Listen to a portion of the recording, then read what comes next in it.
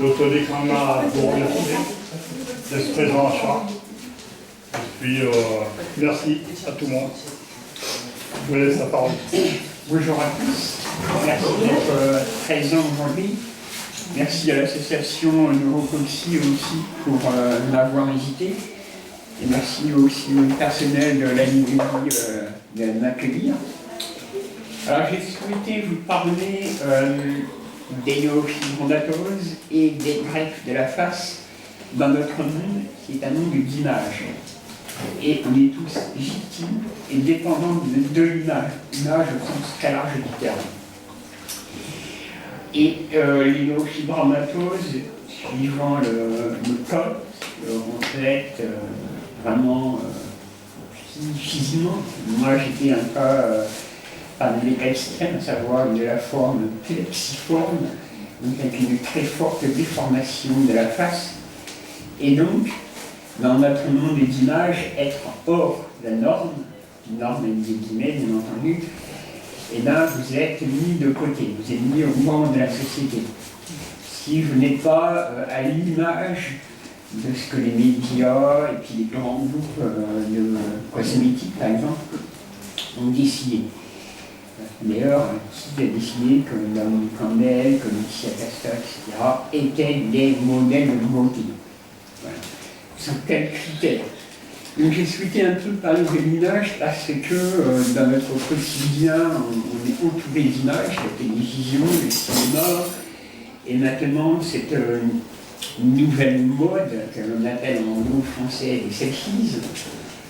Les selfies, ça n'est qu'un autoportrait, mais à ceci près que c'est le sommet, je pense, de l'égotisme, les selfies.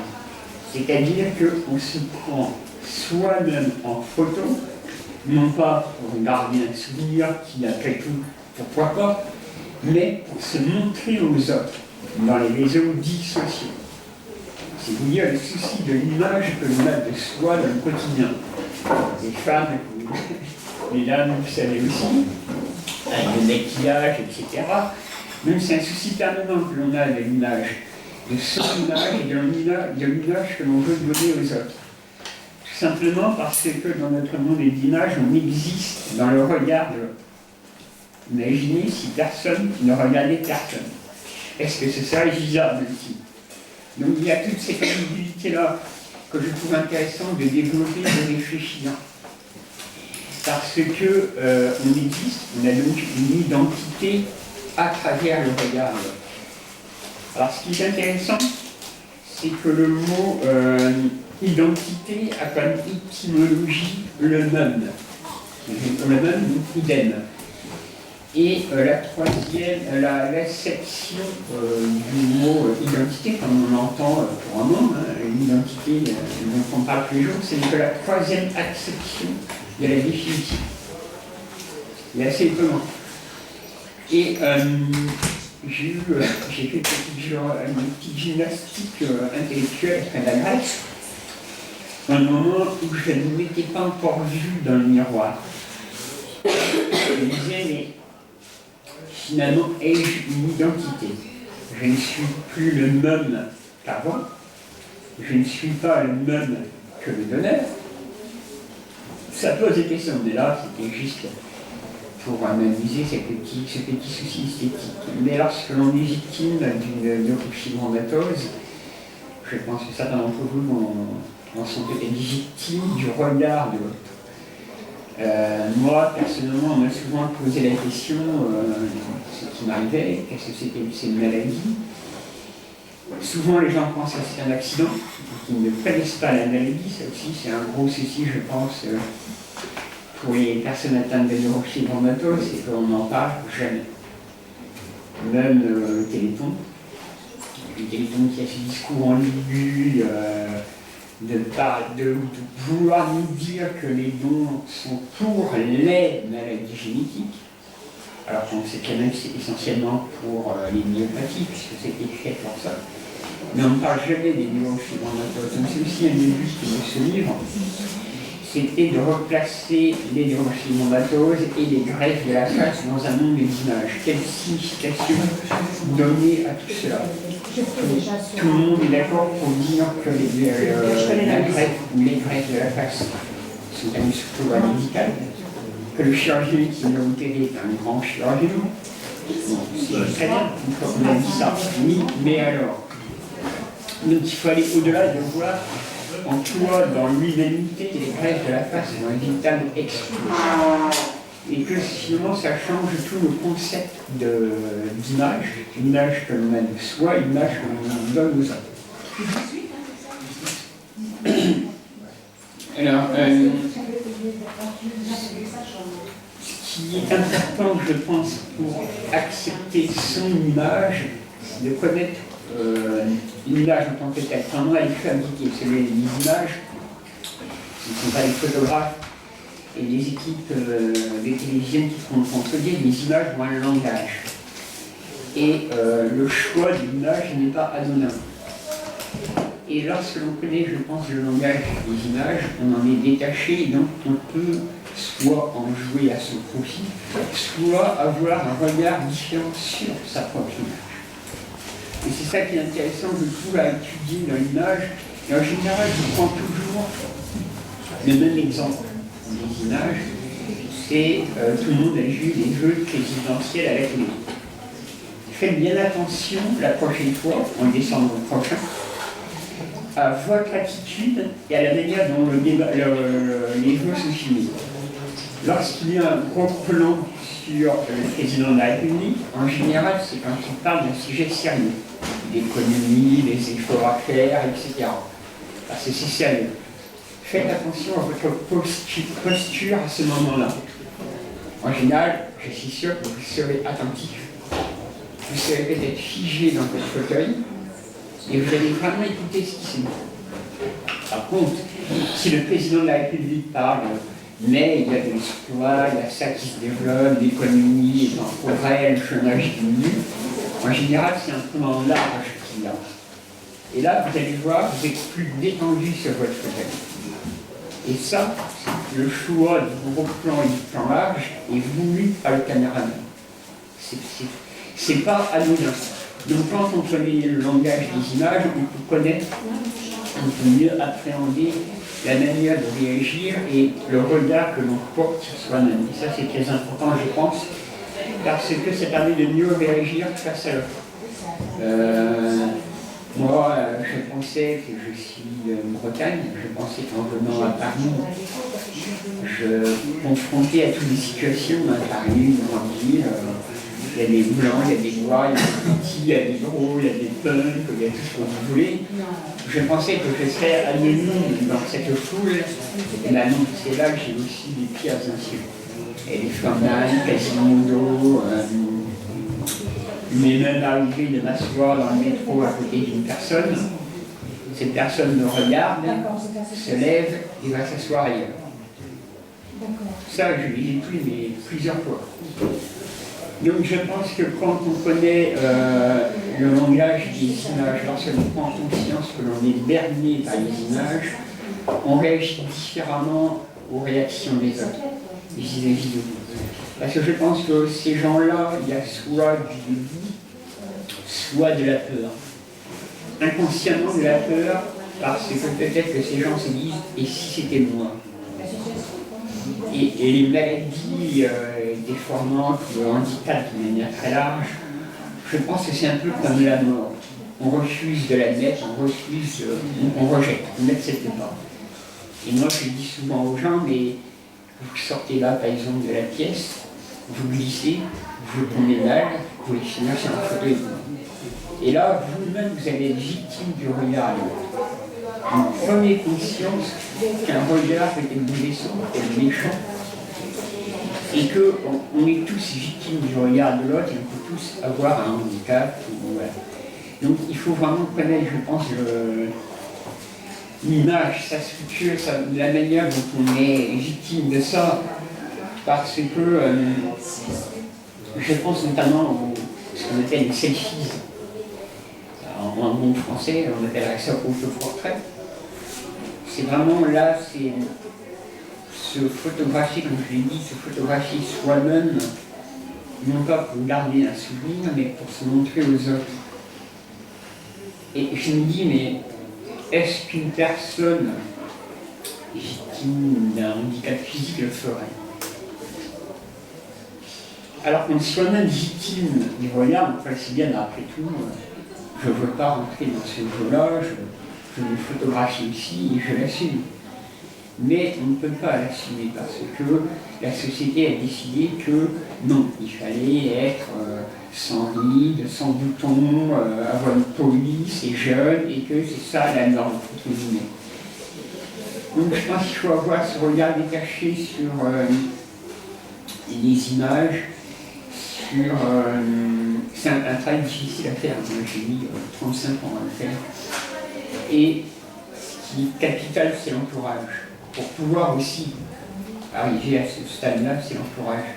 Et notamment la famille. Moi, ma famille a été d'un immense secours. Ma famille, déjà ma mère a toujours refusé le mot handicap. Elle ne l'a jamais employé. Et elle refusait qu'on l'emploie. Je sortais de ma famille, j'allais en vacances avec ma famille. J'ai eu une vie normale, je dirais. Alors que malheureusement, il y a des parents qui cachent leur enfant handicapé, quel que soit le handicap. Et là aussi, les parents sont victimes de l'image, comment exposer leur enfant au regard de l'autre, certains ne l'acceptent pas. C'est ça qui est dramatique. Donc je pense qu'il faut vraiment se faire soi-même son travail sur l'image, en apprenant le langage des images. Il faut aussi, bien entendu, être aidé par des associations comme Neuropoxy qui nous reçoit aujourd'hui, qui ont, je pense, une lourde responsabilité, notamment dans l'aide pour la recherche médicale, bien entendu, mais dans la communication. Et donc je remercie encore une fois l'association Neuropoxy de m'avoir invité aujourd'hui. Et voilà, il faut être soutenu parce que comment dire, les gens en face de nous, malades de la neurofibromatose, ne savent pas comment agir. Je ne sais pas si vous avez vu le film qui s'appelle Luc Perrault, le réalisateur, La Chambre des officiers. C'est l'histoire d'un soldat lors de la Première Guerre mondiale. Il est victime du même monde, il est défiguré et il y a donc ce phénomène il a une greffée du visage. Et à la toute fin du film, on le revoit à Paris, la guerre est terminée. Il est face à une maman avec sa petite fille sur les genoux, et la petite fille fixe le soldat défiguré. Peut-être que certains d'entre vous avaient malheureusement vécu ça. Et le soldat joue à l'ennemi, il joue de ça. Moi je reste sceptique qu'une personne handicapée physique, handicapée entre guillemets, physique, accepte si bien que ça, sa situation. Mais bref, dans le film c'est ça. Et on voit la mère, on est dans le métro, hein, je vous le rappelle, la maman qui ne sait pas comment agir. Elle met la main sur les yeux de la gamine pour l'empêcher de regarder. Et elle-même, elle détourne son regard et elle regarde à l'extérieur. Il n'y a pas besoin d'avoir été à Paris pour savoir que dans les bouches du métro, il n'y a rien à voir. Et moi, je l'ai vécu aussi, ça, quotidiennement, ça fait pratiquement 20 ans que je suis à Paris. C'est que les gens, justement, ne savaient pas où regarder quand ils étaient face à moi. Alors certains, comme je vous ai dit, se levaient et partaient, comme si j'étais pestiféré. D'autres, effectivement, regardaient à l'extérieur, regardaient leurs chaussures, ils ne savaient pas quoi faire. Donc, c'était des personnes, effectivement, qui étaient directement victimes de l'image, ils ne savaient pas comment réagir, et certainement qu'ils devaient se dire, et si c'était moi? Mais si c'était eux, justement, eux-mêmes seraient victimes de ce qu'ils sont en train de faire. Vous voyez, c'est... Mais comme la mort, on l'a rejeté. C'est pas possible, ça ne peut pas être moi, j'aurais jamais ça, etc. C'est ça qui est dramatique. Il y a un gros travail pédagogique à faire. Et c'est pour ça que je tente de venir répondre à des questions, parce que désormais la greffe dont j'ai bénéficié, ils n'ont pas subi, comme disent souvent les journalistes, on ne subit pas une greffe, on bénéficie d'une greffe, ça a changé du tout au tout. Comme si désormais, maintenant que j'ai un visage normal, j'étais rentré dans le genre humain. Maintenant, les gens me regardent normalement. On vient même me poser des questions. Certes, la médiatisation a joué en ma faveur, mais on vient me voir, on vient me poser des questions, et surtout le gros changement, c'est qu'on s'intéresse à ce que je dis. Avant, je me demandais qu'est-ce qui vous est arrivé. Et je voyais dans le regard, quand je répondais aux gens, qui s'en fichaient complètement. Le temps que je réponde, ça leur permettait de mieux me dévisager, de mieux me regarder. Désormais, les gens s'intéressent réellement. Ils m'écoutent et ils perçoivent effectivement à quel point les greffes de la face sont importantes. Que ça va au-delà du médical. Et c'est en ça que les médias peuvent être bénéfiques aussi, et pas que du négatif, heureusement. Parce que le bénéfice, c'est qu'ils ont un gros travail pédagogique. Et en ça, je remercie encore une fois ici Annick Uléval, la journaliste d'Envoyé spécial, qui a fait 2 reportages sur moi, un avant ma greffe, un après ma greffe. Et il y a eu un travail vraiment pédagogique déjà fait parce que le regard a changé, je pense, sur le handicap en général et le handicap physique en particulier. Je pense qu'il y a une amélioration. Mais pour qu'il y ait une greffe, il faut qu'il y ait don d'organes. Le don d'organes en France, c'est dramatique. Quand je dis dramatique, c'est dramatique. Il y a 19 000 personnes en moyenne en attente d'un don d'organes, quel que soit l'organe. Il n'y en a que 2 à 3 minutes qui sont satisfaits. Et lorsque le don d'organes concerne la face et les mains, c'est-à-dire les organes extérieurs et visibles, les organes de la communication, le taux de refus monte à 100%. Il y a vraiment un travail pédagogique à faire. Alors tout à l'heure, je discutais avec les membres de l'association Neuropoxy, et puis effectivement, on disait qu'il y a peut-être aussi le souci de garder la dernière image de son défunt, et qu'on refuse donc le don d'organes de la face allemande. Moi-même, il y a eu une première alerte, et la personne avait clairement exprimé qu'elle faisait don de ses organes. Sa femme et son enfant étaient d'accord. C'est la mère du défunt qui a refusé le don d'organes.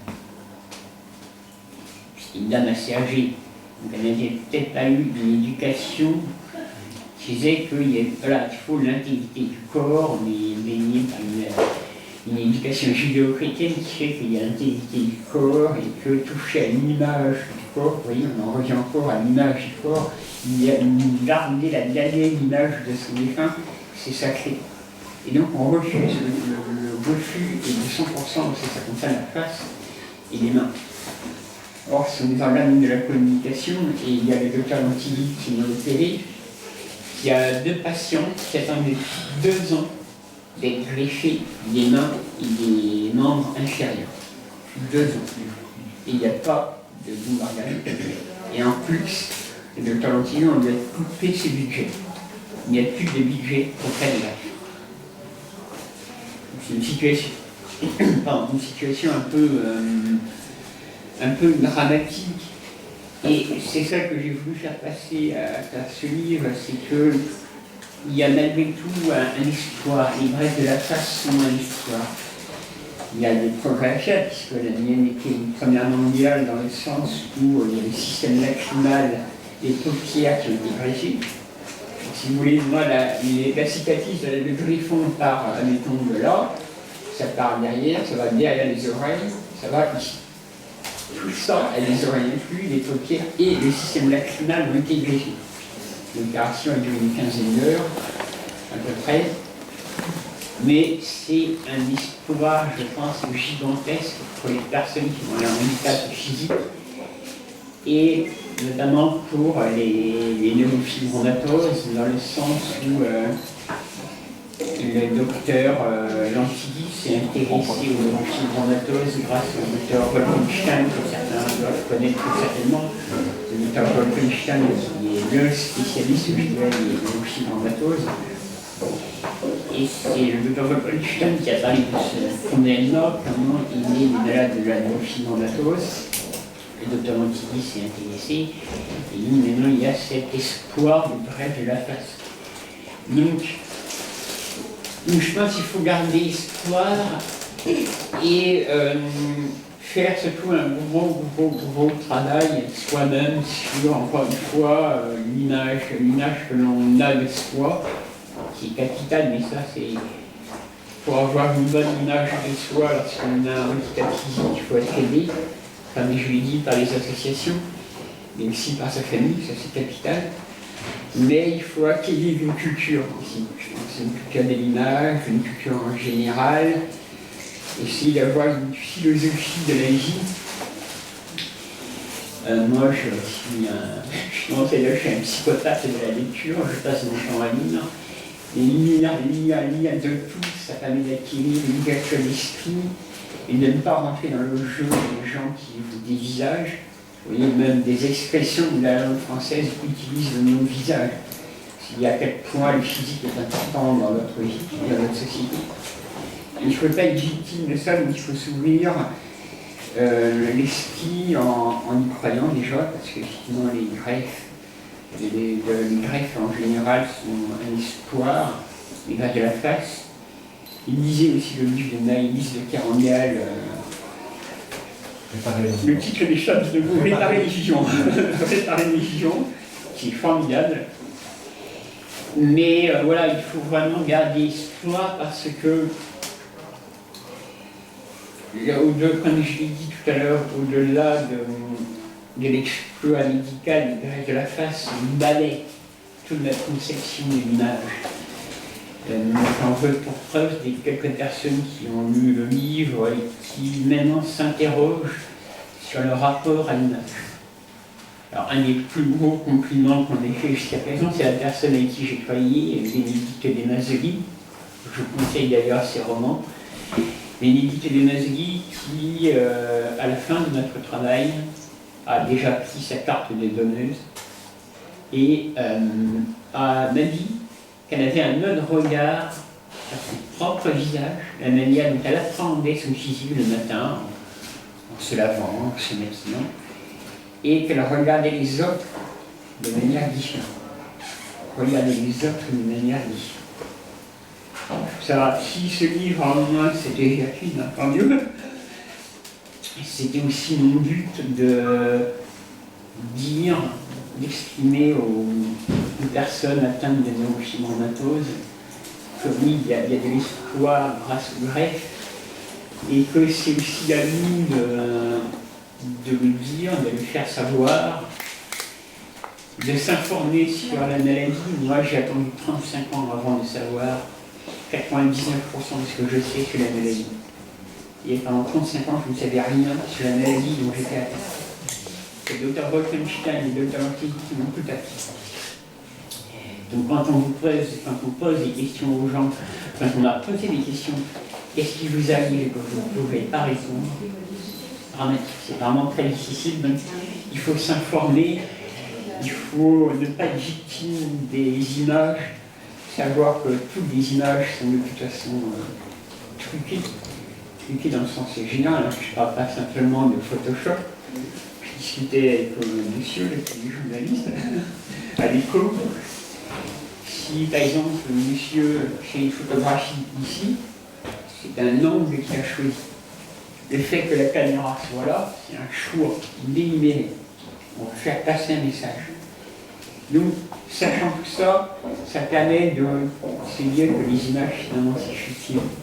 Les selfies, je vais les mettre de côté parce que là on atteint des sommets d'inutilité. Voilà, il faut s'informer,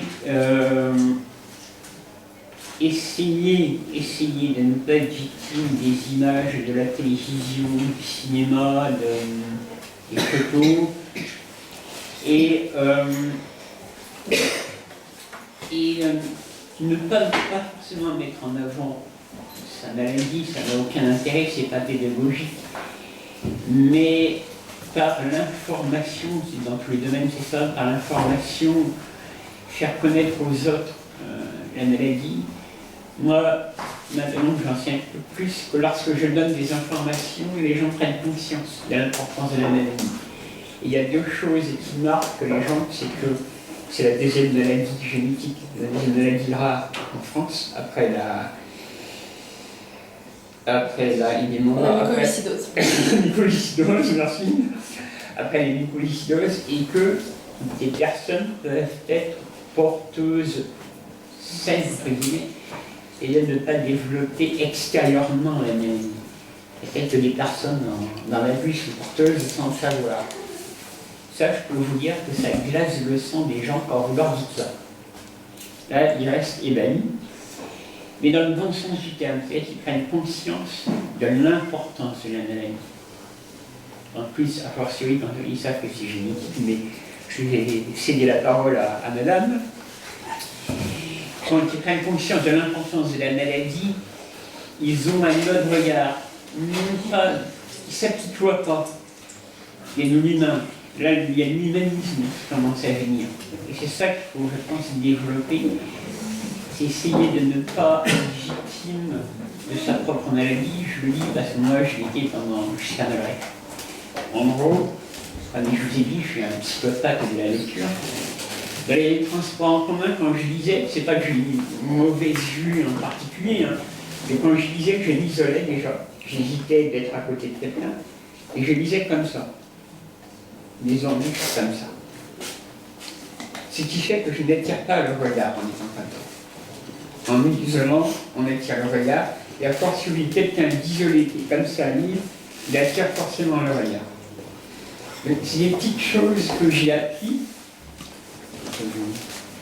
D'avance comme ça, vous en faites ce que vous voulez, mais c'est pas non plus être fier que sa maladie, ça n'a aucun intérêt, mais c'est savoir l'appréhender en ayant effectivement, comme je vous ai dit, des images, en s'imprégnant du comportement des uns et des autres, et surtout garder à l'esprit que voilà, grâce au greffe, de manière générale, il y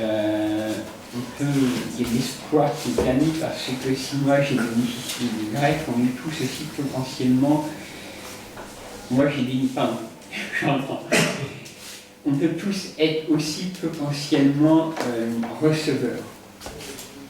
Vous voyez que donner c'est bien, mais on peut aussi être potentiellement receveur, mais s'il n'y a pas de don d'organes, voilà. Donc, voilà, il faut se dire que, voilà, tout espoir est permis grâce au greffe, grâce à la recherche aussi qui apprend énormément sur les neurofibromatoses. Moi, je suis en contact avec lui régulièrement avec le docteur Antibi, qui lui-même est très en contact avec le docteur Wolfenstein, etc. Donc, une partie de mes prélèvements, de mes examens va à la recherche. C'est comme ça d'ailleurs qu'on a découvert que, en ce qui me concerne, la neurofibromatose n'est pas héréditaire, c'est dû à un gène mutant qui est parti, hein, mais qui est encore difficile à assimiler. Savoir que vous ne savez pas d'où ça vient finalement, la maladie, en ce qui me concerne. Bon, vous savez que c'est génétique, que c'est héréditaire. C'est pas que c'est un soulagement, attention. Mais vous savez d'où ça vient, vous êtes informé. Quand vous n'êtes pas informé, vous dites d'un nom. La nature qui fait que c'est encore plus dur, je trouve. Donc voilà, les greffes les greffes en général et de la face en particulier sont un espoir pour les neurofibromatoses entre autres.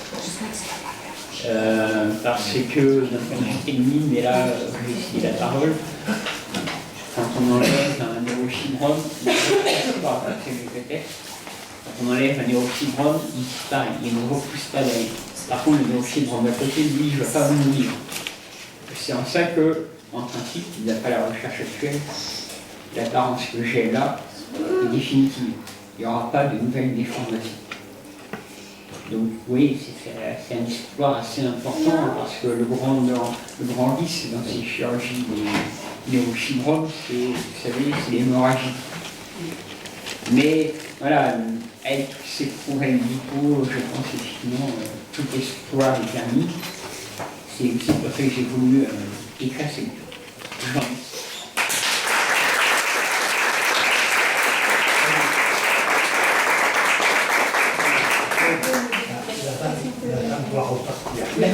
Qu'est-ce que tu pourrais lui faire tout de suite? Si tu pouvais éviter par contre le compte, je suis Tu mets qu'on me verra. on peut pas avoir effet. Il me lâche, j'ai ça au bout. La carte de zéro au montage, mais j'ai pas c'est pas mon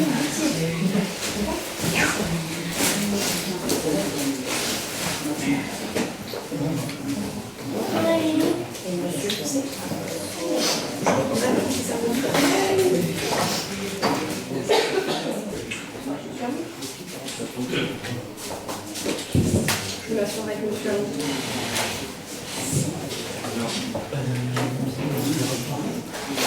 C'est pas grave, je l'aime mon panneau.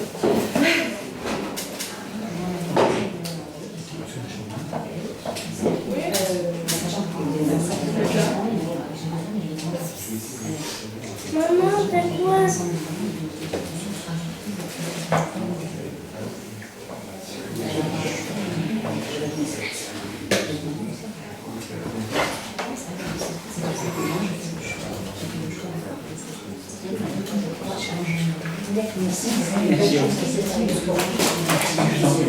Merci beaucoup, madame. Merci. Vous faites la de moi?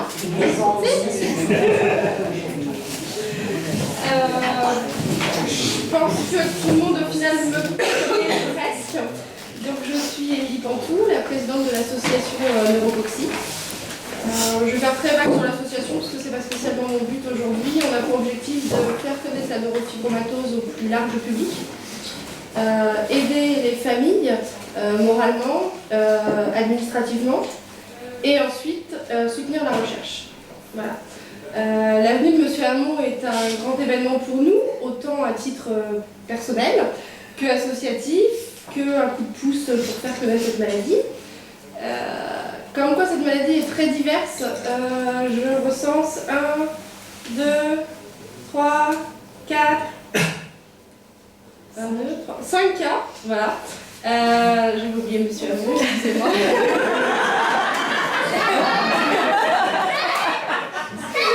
Pas tout de suite quand même. Ah non, vous m'avez dit que vous ne faisiez jamais le calibre.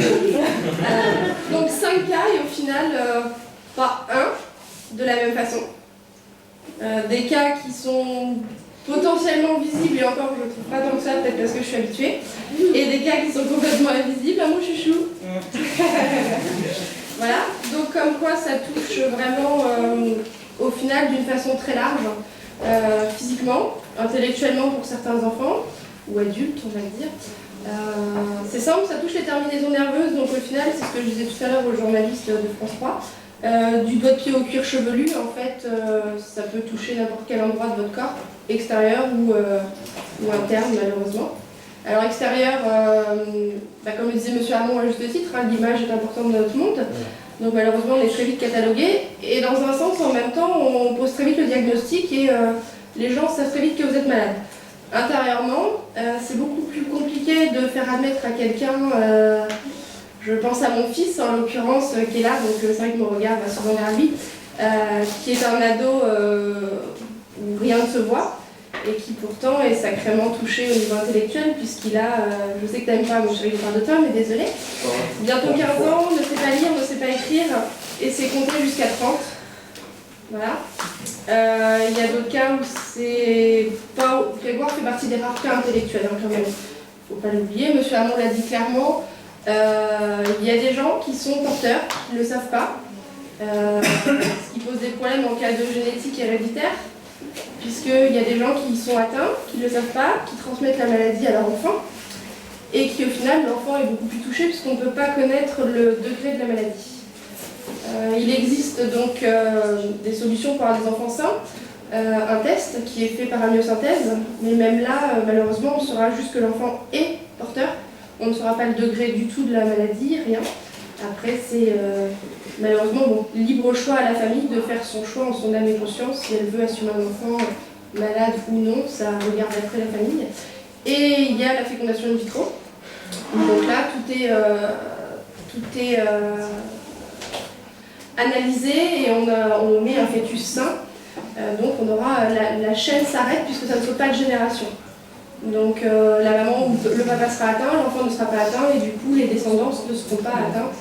Sauf cas très exceptionnel de la malchance et de la roulette qui remet un cas spontané, mais c'est très rare. Jusqu'à quel âge on autorise un micro? On m'a annoncé l'autre jour 36 ans. Voilà.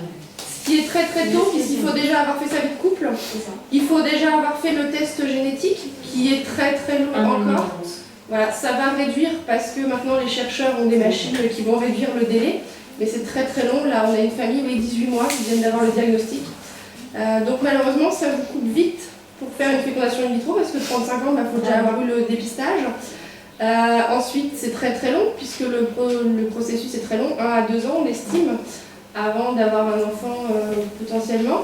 Donc au final, les chances sont très réduites, donc beaucoup de gens se tournent vers le côté naturel avec la myosynthèse, ou voire même pas de la myosynthèse, et assumeront un enfant sain ou pas. On a la maladie à la naissance, puisque ça joue dans le ventre, dans le virus. Et ensuite, on part avec. On ne peut pas la soigner, on peut soulager les maux, on peut soulager l'esthétique, on peut soulager quand on arrive à soulager. Mais comme c'est un gène, la médecine n'en est pas encore au stade de pouvoir modifier un gène et de dire voilà, vous êtes guéri. Comme le disait M. Hamon, le don d'organes est capital. Et surtout, il faut le dire. Le dire assez haut et fort, et pas que mari, femme, le dire au panel large, parents, à tous ceux qui pourront donner leur avis aux médecins, puisqu'au final, même si vous êtes d'accord, le choix reste encore dans leurs mains à eux. Je rebondis sur ce qu'elle dit. Il est certes très important, si vous voulez la filière, d'avoir la carte de donneur, mais la carte de donneur n'a aucune valeur juridique. Voilà. L'intérêt de la carte de donneur, c'est de savoir que lorsque un défunt ou un futur défunt, malheureusement, arrive à l'hôpital qui a sa carte de donneur, l'équipe médicale sait déjà qu'il a la carte de donneur qui veut faire don de ses organes. C'est une course contre la montre, le don d'organes. Je vais vous donner un exemple, 4 heures pour le cœur. Il y a minimum 4 heures entre le prélèvement et l'implantation, ce qui est très court. Donc ça facilite, ça réduit ce temps lorsque l'équipe médicale sait déjà que le défunt voulait faire don de ses organes. Mais l'équipe médicale est obligée de demander malgré tout à la famille l'autorisation de prélèvement. Si dans la famille il y a une seule personne qui refuse, le don d'organes n'est pas possible. Donc, comme elle a fait justement dit, il faut en parler. Pour que effectivement la famille sache, soit informée, qu'il y ait éventuellement un débat. Mais il faut en parler. Et que le choix ne soit pas le leur, en fait. Si vous informez pas, au final, lors de cette annonce qui est horrible, en plus, dans les minutes qui suivent, on va leur demander si on peut venir vous prélever ou pas. Donc ça veut dire qu'on leur annonce que vous n'êtes plus là, et en plus, on leur demande tout de suite de faire un choix. Donc il faut vraiment le dire au sens large, mari, parents, enfants, puisqu'on ne sait pas à quel âge arrivera la catastrophe. Voilà. Et on sait que, comme dans le cas de M. Hamon par exemple, c'est vraiment ce qui, on en parlait tout à l'heure, ça ne lui a pas sauvé la vie potentiellement, on va dire au sens, voilà, mais ça lui a redonné une vie sans vie en fait. Comment ? Une deuxième naissance. C'est ça. Et toutes les opérations autres que la greffe, tu es bien placé en ce moment pour le savoir. Donc les chercheurs avancent sur certaines choses. Alors quand on dit aux malades la recherche avance, j'ai beaucoup de gens qui me disent non, ça avance pas, puisque quand on leur dit la recherche avance, ils pensent qu'on va leur dire prends les médicaments et puis hop, basta, c'est fini, ou on te fait une injection puis il n'y a plus. C'est pas le cas, la recherche avance sur le laser qui n'était pas possible il y a quelques années, ou très mal fait, enfin pas fait dans les conditions actuelles, puisqu'on peut enlever des fibromes externes au laser. selon une certaine taille et puis un certain nombre quand même. Des opérations telles que la tienne, je pense que c'était pas faisable il y a quelques années. D'autres opérations, que je pense à un bout de chou bientôt. Et il y a des pour des personnes où l'opération n'est pas du tout faisable et on n'aura jamais. Vous me quittez? Je vous laisse. Merci beaucoup. Au revoir. Au revoir. Merci. Au revoir. Continuation. Merci beaucoup. Quelqu'un a des questions pour M. Hamon, sauf s'il ne veut pas répondre ou Non, pour j'ai nous, juste pour, une phrase que je vous demande de l'édictique du docteur Lantigui concernant les greffes en général, mais les greffes de la taxe. Il a dit « À quoi sert-il de donner des années à la vie si on ne donne pas de la vie aux années ?» Je vous demande de l'éditer dessus. Je fais une interrogation à la fin de la journée. Voilà. Je prends le coquille à la fin. J'ai une question, Mamie. Quelqu'un qui est atteint de la maladie, est-ce qu'il peut être poussé comme donneur? Alors j'ai posé la question, on m'a répondu que oui, tout le monde est potentiellement donneur, à savoir que c'est de toute façon au moment venu où le médecin qui prélèvera décidera lui de ce qui est à prélever ou pas.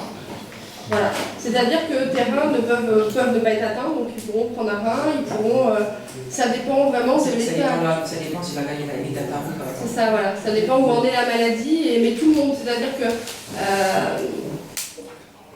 quand vous allez même sur le site du don, et nous on les a appelés, on a pris contact avec, c'est-à-dire que même pour sauver une vie, même quelqu'un qui a une hépatite par exemple, est potentiellement donneur si ça peut sauver la vie.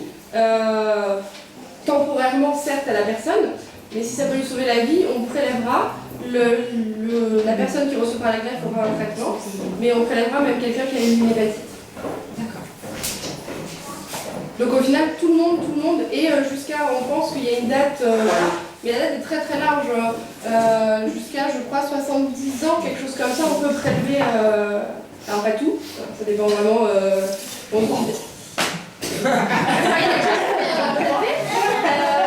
On pourrait presque commencer.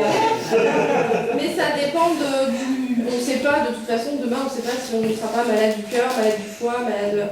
Ça dépend du jour où on décède et de ce qui est bon ou pas bon à prendre. Et comme le disait Monsieur Hamon, pardon, j'accroche les mots aujourd'hui, ce qui est très important, c'est qu'on dit la greffe d'organes. Mais comme il le disait tout à l'heure, la face, les mains, tout ça sont des choses qui sont refusées quasiment tout le temps. Donc il faut aussi le dire, parce que organes, les gens pensent cœur, rein, foie, voilà. Il faut pousser et dire plus loin ce qu'on veut donner. Voilà. C'est ce qui est le plus courant aussi, hein. On entend plus parler d'un greffé du cœur, du foie, du rein, voilà. Mais il faut penser et élargir en annonçant à ses proches qu'on veut donner plus loin et plus. Non. Non. Oui. J'ai entendu dire aux infos que maintenant ça va être le contraire. Enfin maintenant je ne sais pas quand, si c'est mis en place ou pas, le don d'organes, ils disent que maintenant il va falloir dire qu'on ne veut pas donner ses organes, sinon on va être obligatoirement donné. Oui, alors c'est déjà le cas, il y a déjà la liste de refus, pour le coup, elle existe déjà. Mais effectivement, il est question qu'on mette en place, on en parlait avec M. Hamon tout à l'heure, il est question donc que tout le monde soit donneur, que l'on veuille ou pas. Alors après, dans ce cas-là, ça s'appelle plus un don, je pense, puisque donc s'il n'y a plus l'acte de se donner, après il est vrai que ça... C'est plus pensé comme du vol d'organes. Comment? C'est du vol comme du vol d'organes. Voilà. Il y a des religions qui disent. Voilà, mais par contre, du coup, c'est vrai qu'il y aura plus de gens greffés, puisque du coup, il n'y aura plus cette question posée aux familles, même si je pense que d'une question éthique, les médecins continueront quand même à la poser, parce qu'effectivement, il y a ne serait-ce que des religions où on doit être enterré avec son corps entier, ses organes. Et puis même par conviction, je veux dire, il y a des gens qui ne sont pas encore au courant qu'il y a la liste de refus, et elle existe déjà, la liste de refus, par contre actuellement. Mais effectivement, la carte de donneur est juste information. Pour l'instant, c'est juste une information et elle n'a rien de légal. Mais oui, ça, ça mettra en place plus de greffes, c'est sûr. Bon, d'accord. Mais c'est comme ça à l'heure actuelle ou non, c'est pas encore mis en place? Non, c'est pas encore mis en place. D'accord. Par contre, si vous êtes inscrit sur la liste des mineurs, vous pouvez le faire. Même si votre famille dit oui, ils peuvent. À l'heure actuelle, c'est déjà le cas parce que nous, avec Anne, Des questions pour Jérôme en particulier sur son intervention, sur... je suis pas là. Elle en a plein à vous Non, poser, moi, mais je elle suis n'ose pas pas. C'est vrai qu'on a eu la chance de déjeuner avec lui. Je suis partie. Oui. Avec lui. Pendant cette opération, est-ce que vous avez rencontré Jérôme, qui a été aussi agressé par le professeur Pascal. Thierry Pascal, excusez-moi, Pascal.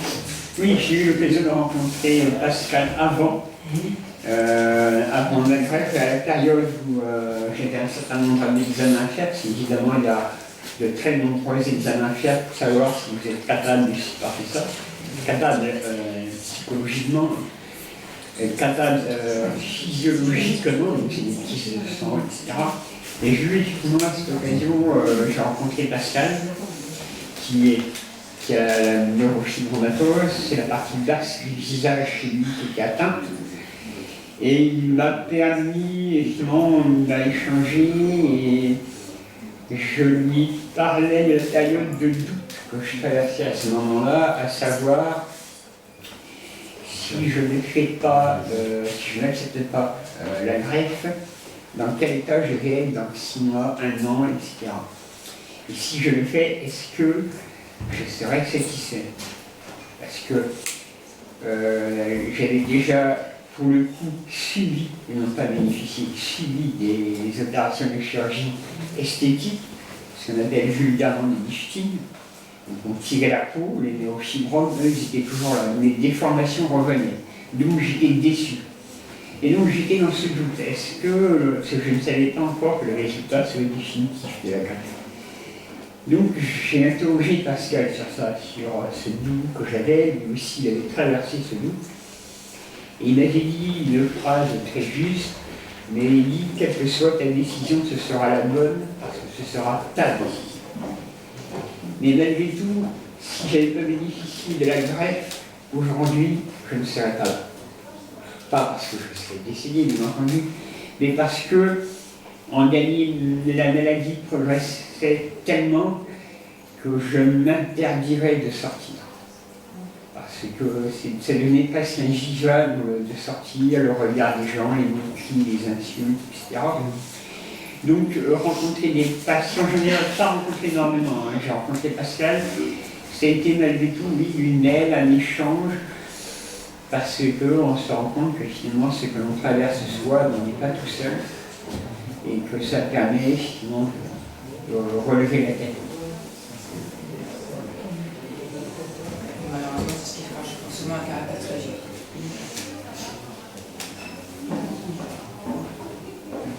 Pardon ? Et malheureusement, c'est souvent ce qui forge un caractère très violent aussi. Oui, oui, oui, tout à Tu fait. une carapace?